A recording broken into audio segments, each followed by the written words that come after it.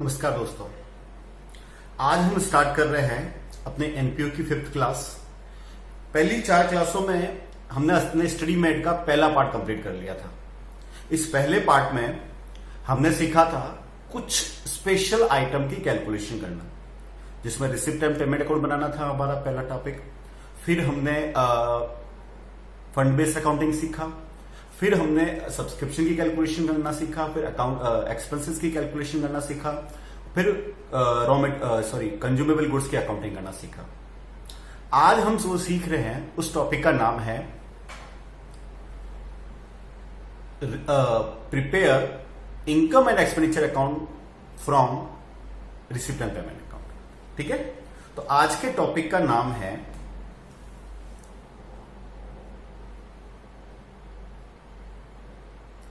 Prepare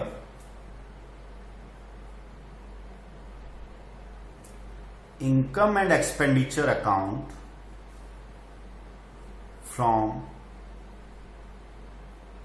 receipt and payment account. मतलब आपको question में रिसिप्ट एंड पेमेंट अकाउंट दे रखा होगा, उसकी हेल्प से आपको क्या करना है, इनकम एंड एक्सपेंडिचर अकाउंट बनाना है। क्लियर? तो इनकम और एक्सपेंडिचर अकाउंट बनाते वक्त आपको कुछ स्पेशल बातों का ध्यान रखना पड़ेगा।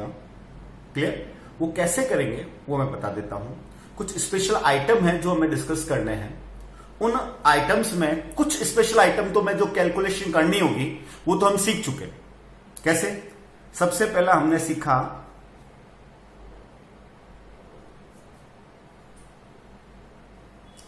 Fund based accounting. इसमें मैंने बताया था कि कुछ स्पेशल फंड्स बने हो, एंडोनमेंट फंड बने हो, राइट? तो उनके लिए स्पेशल एक्सपेंडिचर वगैरह दे रखा हो। तो अगर आपको स्पेशल फंड दे रखे हैं तो आपको क्या करना है कि उसका वर्किंग नोट में हिसाब किताब अलग रख लेंगे। जैसे मैंने बताया था कि फंड बेस्ड अकाउंटिंग में कि आप बैलेंस ऑफ फंड लिखेंगे,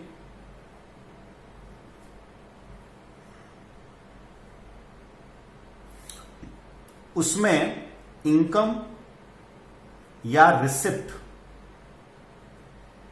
रिलेटेड टू फंड आप उसमें ऐड कर लेंगे। क्लियर? और इसमें से आप लेस करेंगे पेमेंट या एक्सपेंसेस रिलेटेड टू फंड।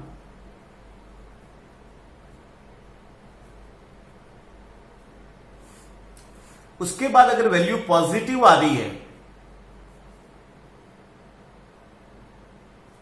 तो आप इसको शो करेंगे liability side of balance sheet. आप बैलेंस शीट की इसकी लायबिलिटी साइड में शो करेंगे। और अगर ये नेगेटिव आ रहा है तो इसको debit side of income and expenditure account. यानी आपको फंड से रिलेटेड कोई भी इंफॉर्मेशन दे रखी है तो आपको सीधा इनकम एक्सपेंडिचर में नहीं लिखना है, उसका आपको बनाना है वर्किंग नोट। क्या बनाना है? उसका बनाना है आपको वर्किंग नोट। वर्किंग नोट में लास्ट जो फाइनल अमाउंट आएगी इसको या तो बैलेंस शीट के लायबिलिटी साइड में शो करेंगे या debit side of income expenditure account में शो करेंगे। क्लियर बच्चा? तो अब जब ये फाइनल अमाउंट हम जब लिखेंगे ना बेटा, तो ये सारी वैल्यू आप कहीं नहीं लिखेंगे, इसका फाइनल रिजल्ट ही लिखेंगे आप। क्लियर? ये हमने सबसे पहले सीखा था फंड बेस्ड अकाउंटिंग में। फिर हम दूसरे में सीखा हमने सब्सक्रिप्शन।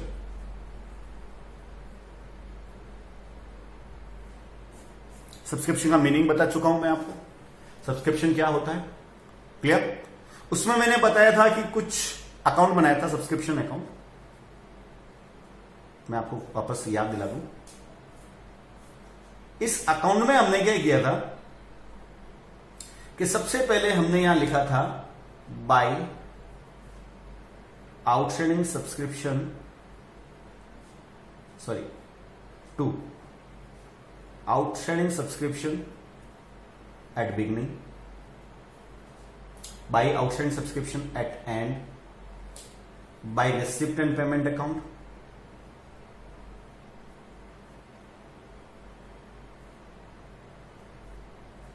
फिर मैंने लिखा था यहां पे आपको by subscription received in advance at beginning to subscription received in advance at end, और ये आ जाएगा to income and expenditure account. यानी ये जो वैल्यू आएगी आपको, ये आपको इनकम एंड एक्सपेंडिचर अकाउंट में ट्रांसफर करनी है। क्लियर? ये वैल्यू हम रिसिप्ट एंड पेमेंट अकाउंट से लेंगे और ये जो अदर इंफॉर्मेशन दे रखी है उससे लेंगे। ये इनकम एंड एक्सपेंडिचर अकाउंट में जाएगी। क्लियर? और आउटस्टैंडिंग सब्सक्रिप्शन है, ये एसेट साइड में आएंगे। ओपनिंग है तो ओपनिंग वाली बैलेंस शीट में, और क्लोजिंग है तो क्लोजिंग वाली बैलेंस शीट में। और सब्सक्रिप्शन रिसीव्ड इन एडवांस, ये लायबिलिटी साइड में आएंगे। बिगनिंग है तो बिगनिंग की बैलेंस शीट में, एंड है तो एंड की बैलेंस शीट में। क्लियर बच्चा? ओके, डन है यहां तक? ये 2 पॉइंट हमने डिस्कस कर चुके थे। अब थर्ड पॉइंट,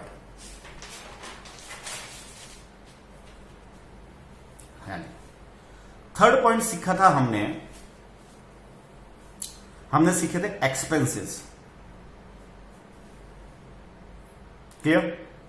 अब एक्सपेंसेस में भी जो रेगुलर एक्सपेंसेस हो रहे हैं, डे बाय डे एक्सपेंडिचर हो रहे हैं, उनकी अकाउंटिंग कैसे करेंगे भाई साहब? तो वो भी मैंने वो एक्सपेंसेस अकाउंट बनाना बताया था आपको।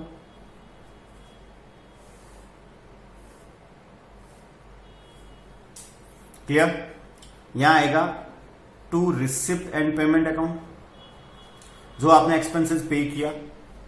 यहां आ जाएगा by outstanding at beginning, by prepaid at end, to outstanding at end, to prepaid at beginning. ये हो गया। डिफरेंस यहां बचेगा, इसको इनकम एंड एक्सपेंडिचर अकाउंट में ट्रांसफर हो जाएगा। Clear?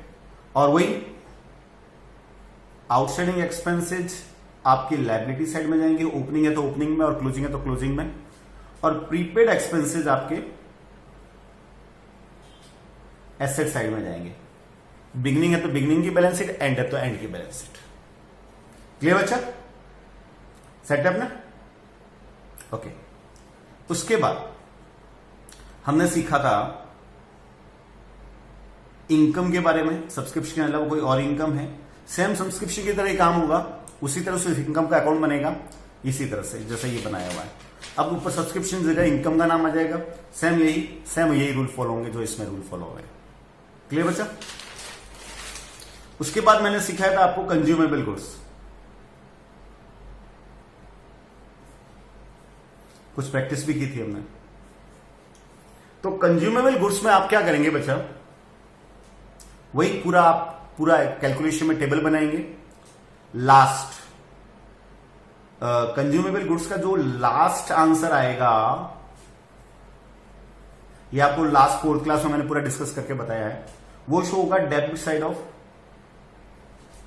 Income expenditure account. Stock of consumable goods ये आएंगे एसेट साइड में। बिगिनिंग है तो ओपनिंग की बैलेंस शीट में आ जाएगा, एंड है तो क्लोजिंग बैलेंस शीट में आ जाएगा। और क्रेडिटर्स वो लायबिलिटी साइड में आ जाएंगे, और एडवांस पेमेंट वो एसेट साइड में आएंगे। क्लियर? तो ये कुछ 4-5 आइटम तो मैं पहले से ऑलरेडी डिस्कस कर चुका हूं। इसके अलावा कुछ और आइटम है जो मैं डिस्कस कर रहा हूं आपके साथ। ठीक है बेटा? देखिए, कुछ एक्स्ट्रा आइटम में एक होता है लाइफ मेंबरशिप फीस, जो स्पेशल आइटम है, जो पहले आपने कहीं अकाउंटिंग बनाते हुए नहीं सीखे थे आपने। आप जब ये सीख रहे हैं तो उसमें आपको बताया जा रहा है। तो इसमें पहला आइटम आएगा आपका लाइफ मेंबरशिप फीस।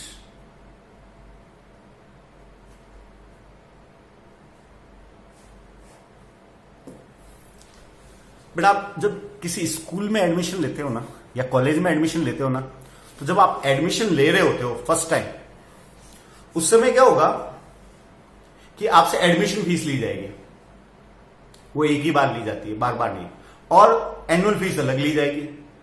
तो अगर आप उस स्कूल में एडमिशन लेना चाह रहे हो तो आपको पहली एडमिशन फीस देनी पड़ेगी। फिर हर साल स्कूल्स में आप कंटिन्यू रहना चाहते हो, कंटिन्यू पढ़ना चाहते हो, तो उसकी जो फीस अलग से लगेगी वो आपकी एनुअल फीस होगी। तो सेम वही है कि आप किसी एनपीओ में मेंबर बनना चाहते हो तो फर्स्ट टाइम आपको थ्रू लाइफ टाइम आपको एक बार देनी है, वो एक अमाउंट देनी पड़ेगी जिसको बोलते हैं हम लाइफ मेंबरशिप फीस। वो लाइफ में एक बार ही देनी है आपको, बार बार नहीं देनी है। तो वो इसके अलावा फिर साल में आपको मेंटेन रहने के लिए मेंबर मेंटेन रहने के लिए आपको जो देना पड़ेगा दैट इज सब्सक्रिप्शन, जो उसका हम अकाउंटिंग सीख चुके। तो लाइफ मेंबरशिप फीस है, ये आपका कैपिटल रिसिप्ट है। क्या है बेटा? ये आपकी नॉर्मल इनकम नहीं है, रिकरिंग इनकम नहीं है, बार बार नहीं मिलेगी। जैसे सब्सक्रिप्शन हर साल मिलेगा, लाइफ मेंबरशिप आपको किसी मेंबर से बार बार नहीं मिलती। सो ये जो चीज है ना, वो ट्रांसफर होगी आपका लाइबिलिटी साइड ऑफ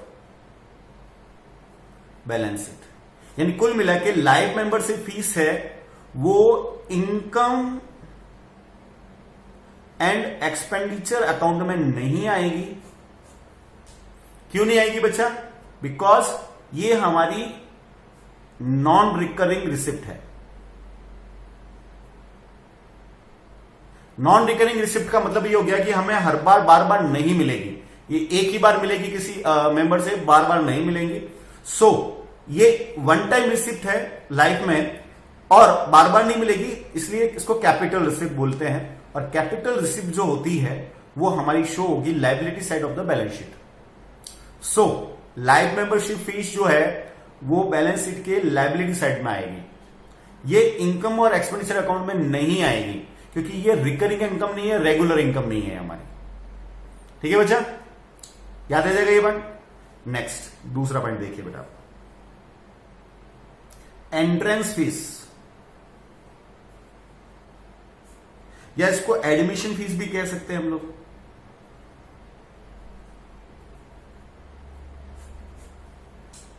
अब एंट्रेंस फीस और एडमिशन फीस क्या होती है?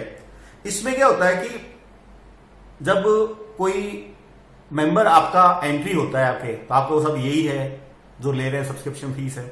यही होता है कि अगर कोई बंदा अपने वो कहता है कि भाई साहब मुझे तो ना मेंबरशिप परमानेंट के लिए नहीं चाहिए, साल भर के लिए चाहिए, 2 साल के लिए चाहिए, 3 साल के लिए चाहिए, 4 साल के लिए चाहिए, राइट? उस कंडीशन में उसको लाइफ टाइम तो मेंबरशिप मिली नहीं है ना, उसको एंट्री मिल रही है हमारे यहां मेंबर बनने के लिए, तो उसको बोलते हैं एंट्रेंस फीस। अब कुछ नहीं कहा जाए तो हम इस एंट्रेंस फीस को 1 साल का ही मानेंगे, राइट? कि भाई आप किसी स्कूल में एडमिशन ले रहे हो कि साहब मैं तो साल भर रहने वाला हूं, मुझे तो साल भर के लिए चाहिए, मैं इतनी बड़ी एडमिशन फीस क्यों दूं आपको?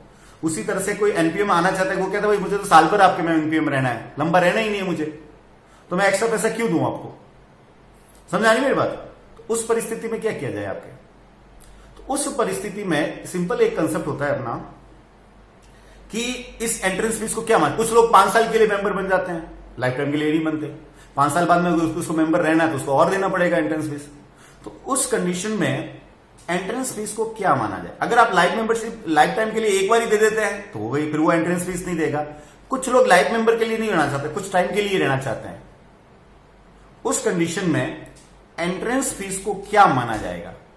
उस कंडीशन में एंट्रेंस फीस को कुछ नहीं कहा जाता है, तो मैं मान के चलूंगा साल भर का है, हम मान के चलेंगे कि साल भर का है, और इसको आप रेवेन्यू रिसिप्ट मानिए क्योंकि अगले साल फिर रिसिप्ट होने वाली है आपको, अगर उसको मेंबर बने हुए रहना है तो। क्लियर? तो इसको शो कीजिए आप इनकम मानते हुए क्रेडिट साइड ऑफ इनकम और एक्सपेंडिचर अकाउंट। कहां ट्रांसफर करेंगे आप? क्रेडिट साइड ऑफ इनकम और एक्सपेंडिचर अकाउंट। क्लियर? और उसके बाद अगर आपको 1 साल के लिए नहीं 2 साल के लिए मिला हुआ है, 5 साल के लिए मिली हुई है, तो उस कंडीशन में क्या होगा? तो उस कंडीशन में क्वेश्चन में गिवन होगा, मैं स्टार लगा रहा हूं, क्वेश्चन में दे रखा होगा कि आपको कैपिटलाइज कितना करना है।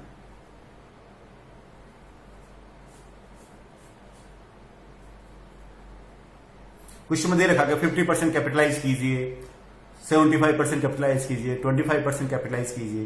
तो हम उतना पोर्शन नेक्स्ट ईयर का मानते हुए, अगले आगामी कुछ सालों का मानते हुए, वो पोर्शन जो आपका एंट्रेंस फीस होगा ना, इसके 2 टुकड़े कर लेंगे, एक रेवेन्यू पोर्शन, एक कैपिटलाइज पोर्शन। कैपिटलाइज कितना करना है क्वेश्चन में गिवन होगा, ठीक है। वो पोर्शन तो आपको लायबिलिटी साइड में लिखना है, लायबिलिटी साइड में लिख दीजिए, या इसको आप कैपिटल फंड में ऐड कर लीजिए। कहां ऐड कर लीजिए? Both are right.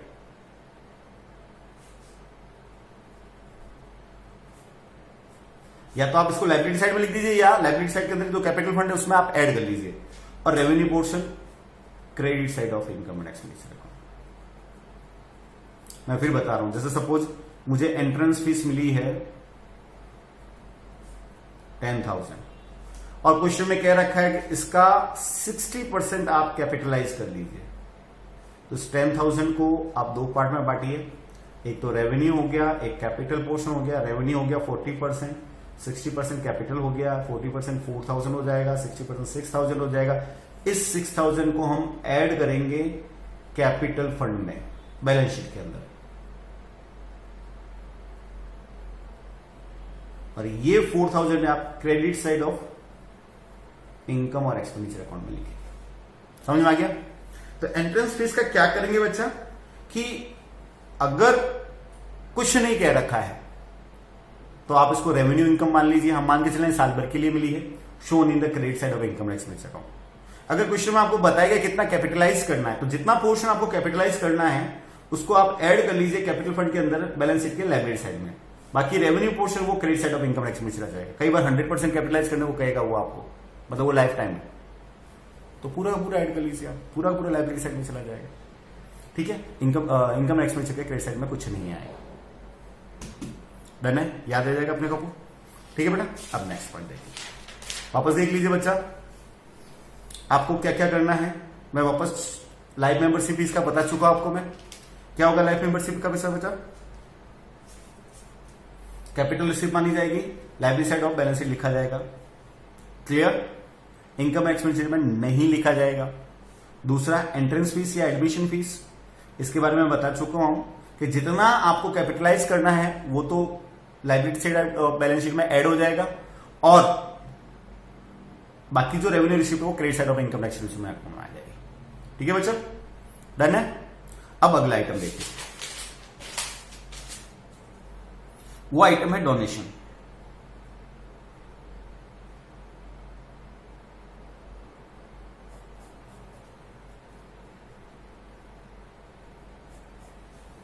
क्या आइटम है? डोनेशन। अब डोनेशन तो मेन इनकम सोर्स है हमारा एनपीयू का।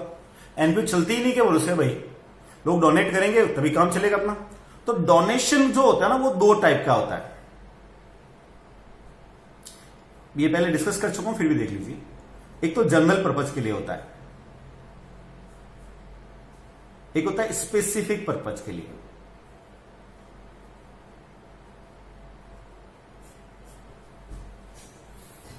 तो जो जनरल पर्पज का होगा उसको तो हम क्रेडिट नॉर्मल रेवेन्यू इनकम मानते हुए credit side of income expenditure में लिखेंगे।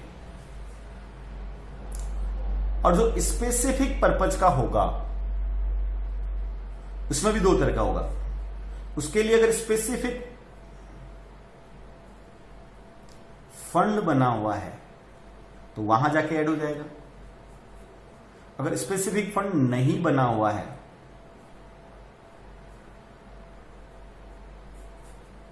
तो लायबिलिटी साइड में आ जाएगा। अगर स्पेसिफिक फंड बना हुआ है तो कहां आएगा बच्चा? उस फंड में ऐड हो जाएगा। जैसे आपको बिल्डिंग फंड का लिए बना हुआ है और बिल्डिंग फंड में आपको कोई डोनेशन बिल्डिंग के लिए मिला है तो वो बिल्डिंग फंड में ऐड हो जाएगा। समझ में आ गया मेरी बात? और बिल्डिंग फंड बना हुआ ही नहीं है फिर भी आपको बिल्डिंग के लिए डोनेशन मिला है तो उसको आप liability side of the balance sheet लिख दीजिए। ठीक है बच्चा? और अदर जो है हमारे पास जो नॉर्मल डोनेशन है उसको नॉर्मल इनकम मानते हुए credit side of income expenditure में लिख देंगे। क्लियर? सेट है बच्चा? अब अगला देखिए बेटा। अब कई बार डोनेशन लिख दिया, बताया ही नहीं है कि भाई क्या है क्या नहीं है। उस कंडीशन में ये देखिए बच्चा, अमाउंट कितनी है। अगर छोटी अमाउंट है तो हम नॉर्मल रेवेन्यू मान लेंगे, पर कोई बड़ा अमाउंट मिला है तो किसी पर्टिकुलर पर्पज के लिए मिला होगा, और अगर वो पर्पज हमें दिखाया हुआ भी नहीं है तो उसी कंडीशन में भी हम उसको कैपिटलाइज मानते हुए बैलेंस शीट के लायबिलिटी साइड में लिखेंगे। नीचे नोट लगा लेंगे कि साहब क्वेश्चन में हमें इंफॉर्मेशन दे नहीं रखी पर फिर भी डोनेशन की अमाउंट बड़ी है, तो इसको स्पेसिफिक माना गया है, इसलिए shown in the liability side of the balance sheet. Clear बच्चा? अब एक और इनकम आती है जिसको बोलते हैं हम लेगेसी। पहले तो लेगेसी होती क्या है? लेगेसी बेटा कोई अपनी वसीयत में है ना छोड़ जाता है कुछ अमाउंट के, भाई हम इस एनपीओ को दे के जा रहे हैं, राइट? तो बार बार तो मिलेगी नहीं वसीयत, वो हर बार तो मरेगा नहीं, हर बार देगा नहीं, कुछ भी हो। अपनी वसीयत के में अगर कुछ भी एसेट, कुछ भी अमाउंट एनपीओ को कुछ ट्रांसफर करके जा रहा है तो ये स्पेशल मिला है और इसको कैपिटलाइज करेंगे और shown in the liability side of the balance sheet.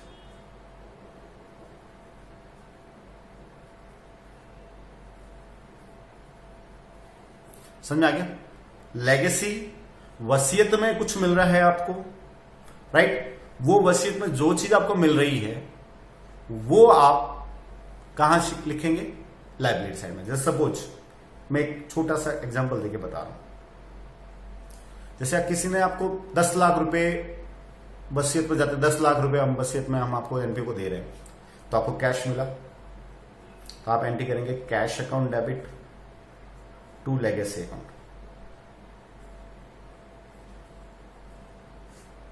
Cash debit हुआ है, ये तो ऐड इन कैश, आपके कैश में ऐड हो जाएगा।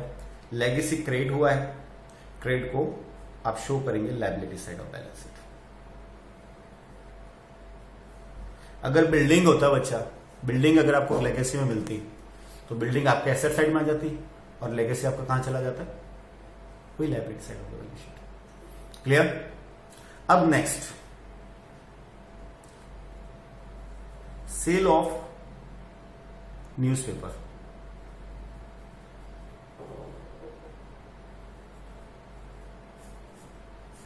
ओल्ड न्यूज़पेपर, ओल्ड मैगजीन होगी, ये आपको नॉर्मल रिसिप्ट माननी है आपको, और ये credit side of income expenditure account में चली जाएगी। Clear? Sale of old assets,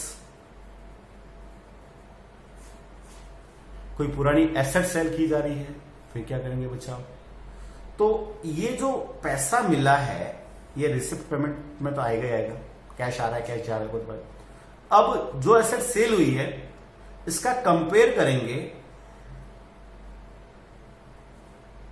उसकी बुक वैल्यू से, compare with book value, right? Book value कैसे आती है बेटा?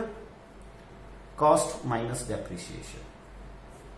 उसकी जो कॉस्ट थी उसमें से अब तक का डेप्रिसिएशन घटा दीजिए तो आपकी उसकी बुक वैल्यू, राइट? उस बुक वैल्यू का उसका सेलिंग प्राइस से कंपेरिजन करेंगे। अगर सेलिंग प्राइस ज्यादा है, if selling price of asset is more than the book value of assets, इसका मतलब प्रॉफिट हो गया। Shown in credit side of income expenditure account. Clear? अगर किसी एसेट का सेलिंग प्राइस उसके बुक वैल्यू से ज्यादा है, राइट? जैसे बुक वैल्यू है 10,000 रुपए और आपने उसको 15,000 में सेल कर लिया, ये आपका सेलिंग प्राइस है, ये आपका बुक वैल्यू है। मेरा सेलिंग प्राइस मेरे बुक वैल्यू से ज्यादा है, तो ये 5,000 आपका प्रॉफिट हो गया। ये शो होगा आपके क्रेडिट साइड ऑफ इनकम है। इस प्रॉफिट को credit side of income expenditure account में शो करेंगे। एंड बुक वैल्यू है वो होगी डिडक्ट फ्रॉम एसेट्स साइड। जो बुक वैल्यू बिक गई वो एसेट्स में से लेस कर देंगे। वाइस वर्सा वापस बता रहा हूं, अगर मेरा सेलिंग प्राइस मेरी बुक वैल्यू से कम है तो डिफरेंस इज लॉस और वो होगा debit side of income expenditure में शो। और बुक वैल्यू आपके एसेट्स में से लेस हो जाएगी। समझ में आ गया? मतलब बुक वैल्यू एसेट्स में लेस हो गई तो कॉमन है, प्रॉफिट है तो credit side of income expenditure account, और लॉस है तो debit side of income expenditure account. Clear बच्चों? डन है? सेट? क्लियर? नेक्स्ट,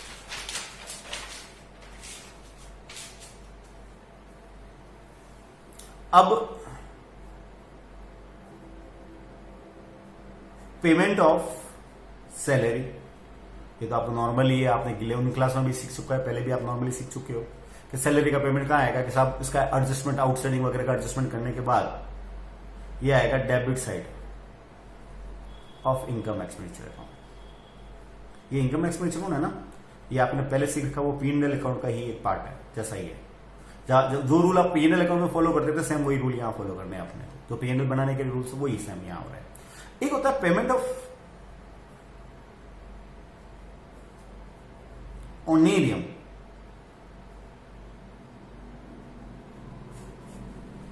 ऑनेरियम क्या होता है? ऑनेरियम क्या होता है?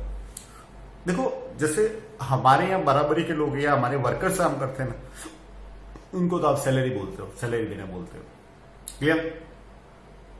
कोई रेपुटेबल पर्सन हमारे यहां कोई काम के लिए आए, जैसे सपोज कोई स्पेशल डॉक्टर है जो हमारे यहां हमारे हॉस्पिटल में है ही नहीं, आपने रिक्वेस्ट करके कहा सर हमारे कोई ऑपरेशन है प्लीज आप आइए, तो वो जो बंदा आएगा उनको जो रेम्यूनरेशन दिया जाएगा वो सैलरी बोल नहीं सकते, इट्स चीप वर्ड, तो उसके लिए फिर लिफाफे में डाल के जो दिया जाता है that is called ऑनेरियम, right?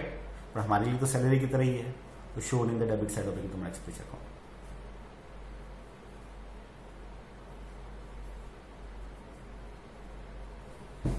Clear? Set हो गया दिमाग में? सो हमने अभी सीखा कि भाई सैलरी का पेमेंट का क्या करेंगे, क्लियर? और ऑनेरियम के पेमेंट की बात कैसे करेंगे वो बता चुका हूं मैं आपको, सेल ऑफ एसेट्स बता चुका हूं, रेवेन्यू रिसिप्ट के बारे में बता चुका हूं, रिजर्व के बारे में बता चुका हूं। क्लियर? तो ये है आपका कुछ स्पेशल आइटम जो कैसे ट्रीट करोगे आप जब आप इनकम एक्सपेंडिचर या फाइनल अकाउंट बना रहे हो एनपीओ के।